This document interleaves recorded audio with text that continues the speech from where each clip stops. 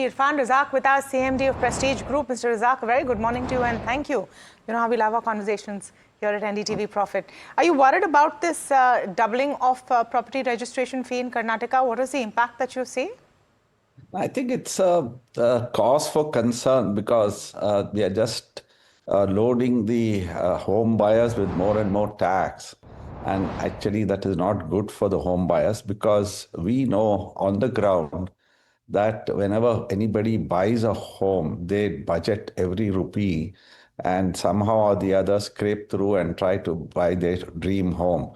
It's nothing to do with the developers. It's actually the government should realize it is the end user, which is the home buyer, which is getting loaded with this sort of a impact. And if just to give you a sense, if somebody buys a house for 1 crore of rupees today, that the cost of that house goes up by 100,000 rupees, which is 1 lakh of rupees, which is quite pretty steep because that will be like the last straw on the camel's back for the buyer. And I think a little bit of rethink needs to be done on this. It's exactly what was said by Arushi. That's the fee has gone up from 6.6% to 7.6%. In fact, earlier governments, what they had done was they had made it more and more reasonable so that more and more registrations happen, more and more revenue comes to the government. Now, there has been a lull in the registrations, not because people don't want to register their property or not because there's no transaction.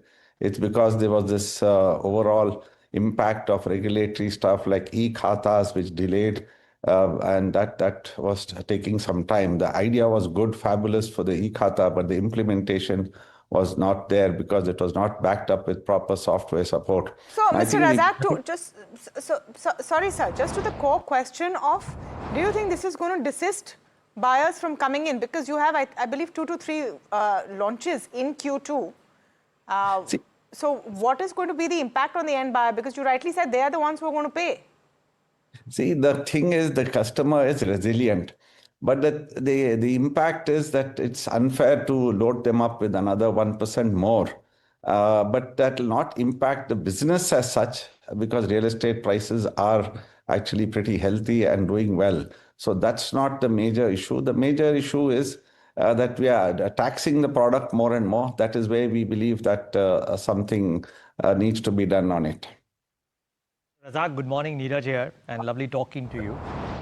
There is so much of conversation around the IT sector in India, and maybe the sector may still do very well, but maybe their total employable workforce might come off. Now, the presumption is that that will have an impact on demand in regions where the IT sector is dominant, right? It could be Pune, Bangalore, Hyderabad, Chennai, etc. How do you think about this? Naini, I don't think that will impact in any way because the IT sector is still pretty strong.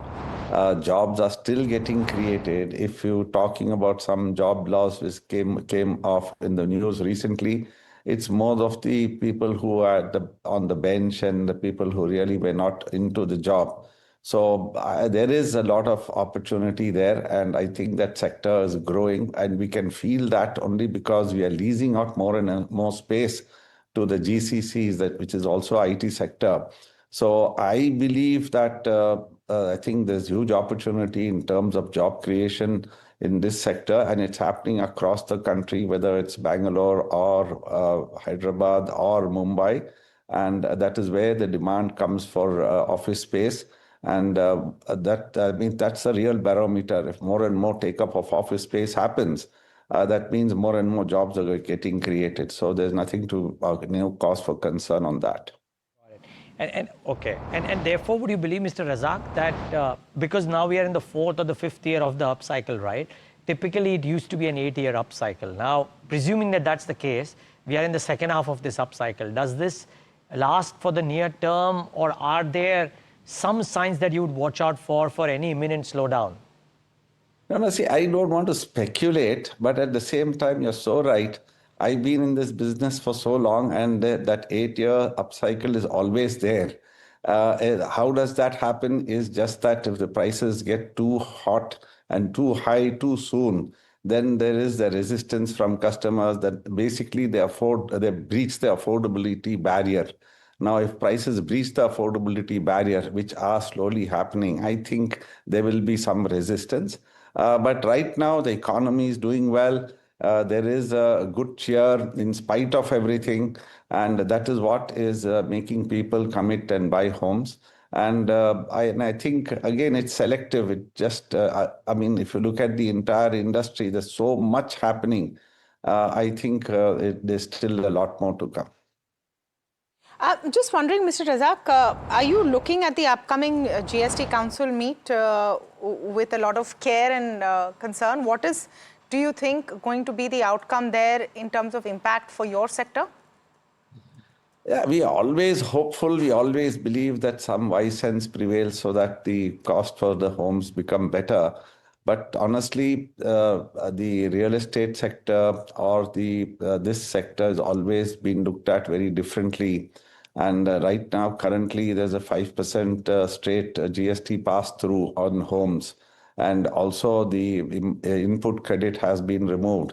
So what has that impact done is there's a straightaway cost increase of 18% on the product itself. Now, if the input credit does come back, that will be a big boon in the sense the cost comes down and maybe we can afford offer more affordable prices.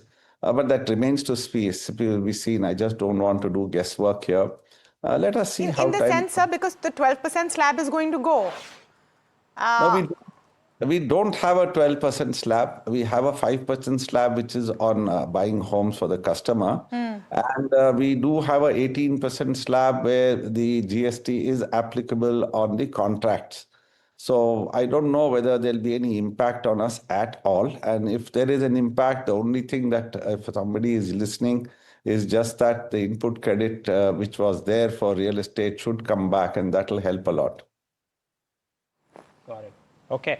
Mr. Razack, the other question is on the hospitality side, right? Almost every large group, including yours, and you've done that, given that up and doing that again, if you will, right? This whole hospitality piece and how strongly it is coming up.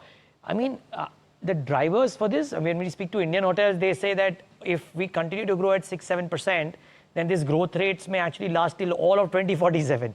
I don't know if you can look that far, but what's your sense about the kind of growth coming here and the growth that your group will play for your overall console numbers when it comes to the hospitality piece?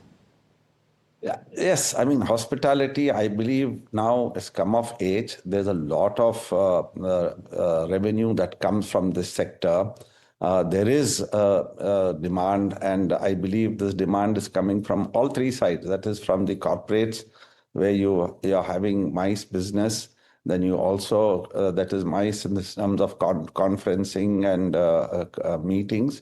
And then you do get business from the individuals who are celebrating in terms of weddings and other stuff, and of course leisure. So all these three sectors are really doing well, and I believe that this is still the best is yet to come. Our prices in India are still very depressed and very low for the type of product that the customer experiences. And the best part of this hospitality business is we are not really dependent on international travel. International travel will be the icing on the cake. But there's a lot that is happening domestically because we have such a strong economy and so much is happening. So that is what is fueling the entire business. And the hospitality assets that the company owns just now are really trading well. Of course, we are now on the route and path for an IPO separately for our hospitality business itself, which is imminent, which should happen very soon. But having said that, the idea is to have a focused activity, and I believe there's a lot more to come in this sector. Okay, thank you so much for speaking with us, Mr. Irfan Razack.